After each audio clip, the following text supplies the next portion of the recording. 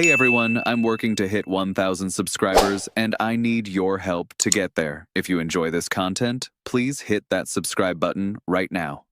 They are not just looking for stars anymore. They are looking for spark. And when a team quietly starts collecting spark while the rest of the league is distracted by fireworks, that is usually the moment something different is being built. In Toronto, while the baseball world debates names like Kyle Tucker, Bo Bichette, and Alex Bregman, a far quieter move slipped through almost unnoticed. No press conference, no dramatic headlines, no countdown graphics. Just a signature, a timestamp, and a player whose value lives in places box scores rarely bother to illuminate. This is the Blue Jays report, and this story begins where most people stopped looking. His name is Ismael Munguia, and if that name hasn't yet registered as part of Toronto's future in your mind, you may be focusing on the wrong signals. The Blue Jays signed him on December 22, 2025, yet the transaction didn't surface officially until January 7, 2026. A delay so small it felt insignificant.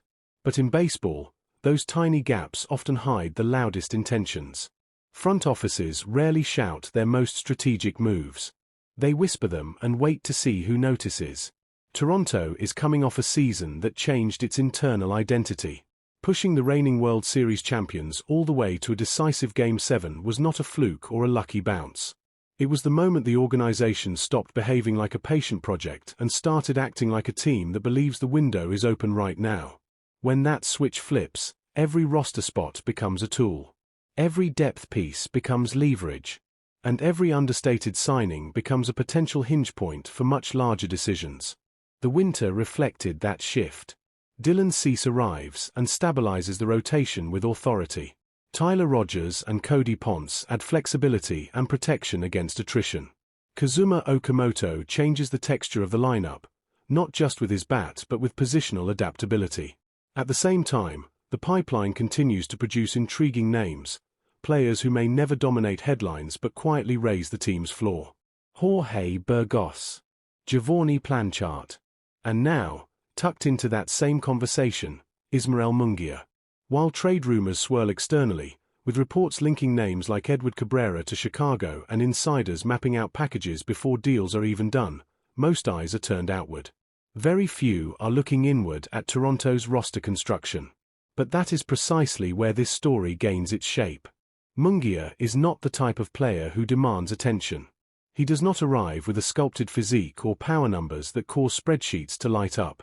He is listed at 5'8", around 157 pounds, and at 27 years old, he does not carry the shine of a traditional prospect. His 2025 numbers at AAA do not scream inevitability. 91 games, 4 home runs, 31 RBIs, 11 doubles, 2 triples, 23 stolen bases, a .246 batting average, and an OPS that will not make anyone gasp.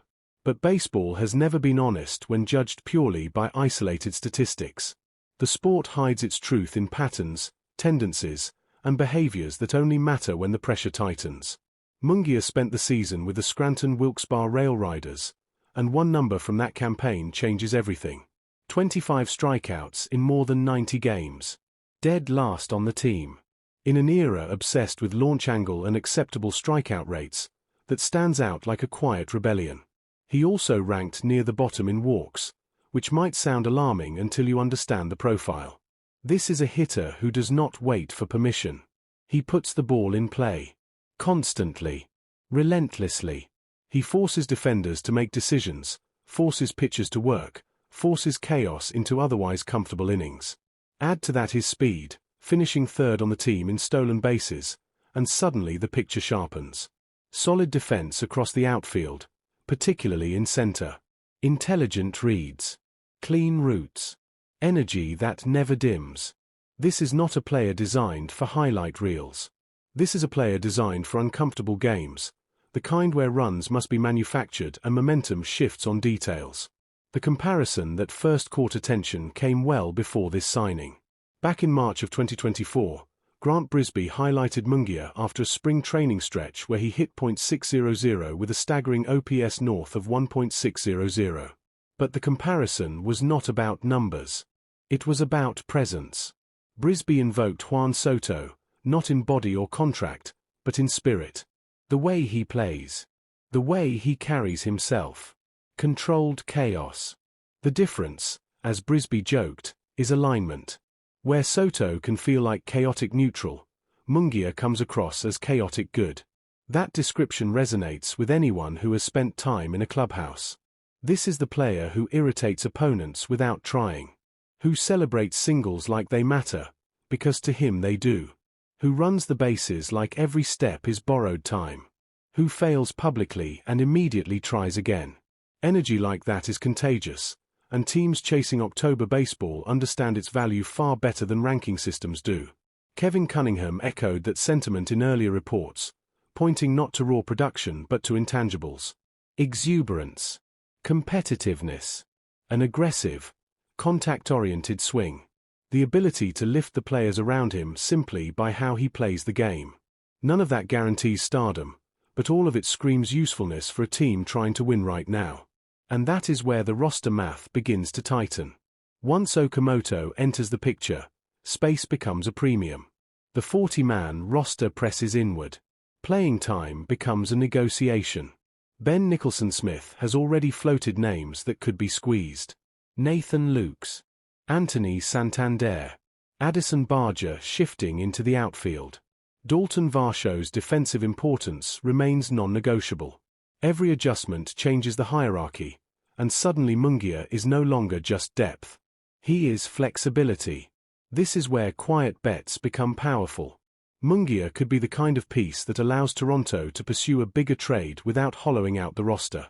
Or he could be the reason the front office feels comfortable moving a more recognizable name. Meanwhile, whispers link Jose Berrios to Atlanta. A durable veteran. A two-time All-Star. 31 years old with recent seasons of solid production.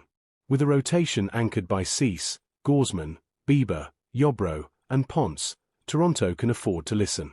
But listening only happens when you trust what's behind the door. And that trust is built on players like Munguia. He may never headline a roster. He may never sell jerseys.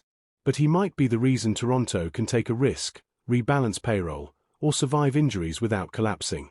He is the player who lets stars rest, who steps into messy games, who keeps innings alive when the offense stalls. Championship teams are not assembled solely through star power. They are constructed through fit, through rhythm, through players who make the whole thing breathe. And that is why this signing matters. Because while fans debate the glamour names on social media, these quiet moves are shaping the structure underneath.